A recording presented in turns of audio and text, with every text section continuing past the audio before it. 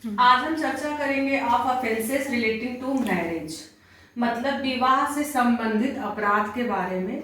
तो ये जो प्रोविजन है धारा 80 से 87 तक भारतीय न्याय संहिता 2023 के अंतर्गत ये दिया गया है। यानी भारतीय न्याय संहिता की धारा 80 से लेकर 87 तक में विवाह से संबंधित अपराधों के बारे में बताया गया है।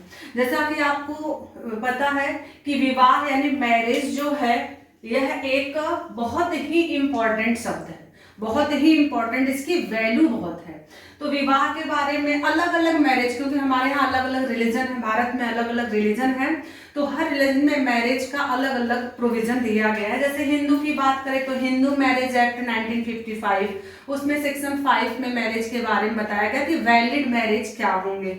इसके अलावा मुस्लिम की बात करें तो मुस्लिम मैरिज में बताया गया है कि विवाह, जिसमें उसको निकाह शब्द बोला गया है, निकाह का मतलब क्या होता है। डिफरेंट रिलीजन में मैरिज अलग अलग तरीके से होते हैं, लेकिन चूंकि आपको पता होना चाहिए कि विवाह को लेकर अपराध भी हो सकते हैं, और विवाह को लेकर के मान लो कोई किसी को बहला फुसला करके, और जो वैलिड मैरिज है, वैलिड मैरिज ना करके इनवैलिड तरीके से मैरिज करे, तो इन सब चीजों के बारे में धारा 80 से लेके 87 तक में प्रोविजन किया गया है।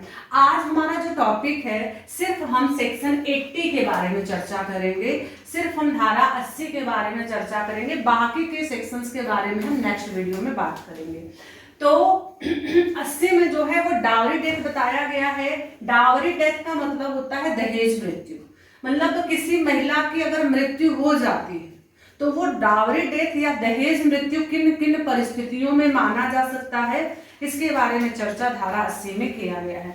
तो बताया गया है कि अगर किसी महिला की विवाह के 7 साल के भीतर, जी हाँ, ये सबसे इंपॉर्टेंट एलिमेंट्स है कि विवाह के 7 साल के भीतर अगर किसी महिला की मृत्यु मतलब बर्न से यानी जल करके, या बॉडी इंजुरी, किसी प्रकार की बॉडी इंजुरी की बात करते हैं, देह में जो है शरीर में इंजुरी के द्वारा मृत्यु होती है और 7 साल के भीतर होती है, और ये दर्शित कर दिया जाता है, ये बता दिया जाता है कि उस महिला के पति या पति के रिश्तेदारों द्वारा दहेज की डिमांड की गई थी या क्रूरता किया गया था। क्रूरता क्या होता है हम नेक्स्ट सेशन में बात करेंगे, और बीएनएस में आपको क्रूरता को डिफाइन किया गया है, जबकि आईपीसी में जो है क्रूरता को डिफाइन नहीं किया गया था।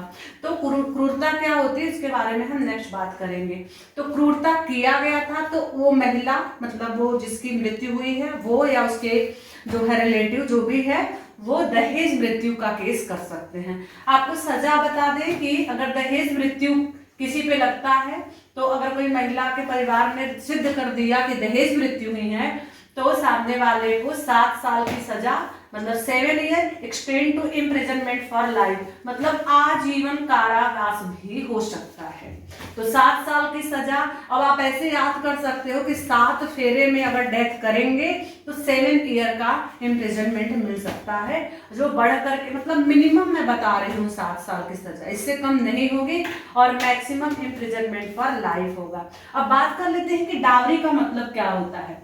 तो dowry in the sense of dowry protection, dowry prohibition act 1961 section 2A में डावरी को बताया गया है कि डावरी में क्या क्या चीजें आ जाएंगी। आई होप कि आपको धारा 80 अच्छे से क्लियर हुआ होगा, लेकिन फिर भी अगर कोई डाउट्स रह गया है, मन में कोई सवाल रह गया है, तो आप कमेंट करके जरूर पूछ लीजिएगा। वीडियो को लाइक और सब्सक्राइब जरूर कर दीजिएगा। अगर आपको लगता है कि ये वीडियो जो मैं बना रही हूँ आपके लिए यूजेबल है, आपको इसको जो है और नेक्स्ट वीडियो मुझे बनाना चाहिए, तो प्लीज कमेंट करके जरूर बताइएगा। Thank you. ओके।